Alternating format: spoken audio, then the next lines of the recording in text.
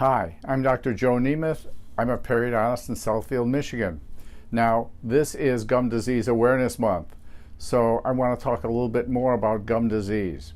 When we find people who have gum disease, and remember, some studies show that 70% of the population has some form of gum disease, we look for certain bacteria and or parasites that are associated with gum disease. Some of the parasites are right here. This is a spirochete.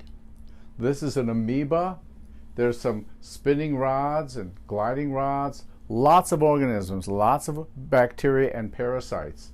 This amoeba is very interesting. It just moves very slowly, and it actually eats white cells, the cells that fight disease. These eat the white cells. So these organisms, parasites and bacteria, are what we see when we take a sample from under the gum of someone who has gum disease or periodontal disease. And people are usually horrified when they see this, but that's really what's going on in the mouth. These organisms also get into your bloodstream, and particularly the spirochetes, the ones that look like spaghetti, they actually can get through the blood-brain barrier, and they're finding many more of these spirochetes in Alzheimer's patients who have gum disease.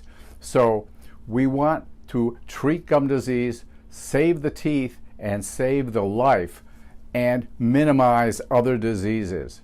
Get your gums checked. Make sure you have a healthy mouth. If you do, you're going to have a healthy body.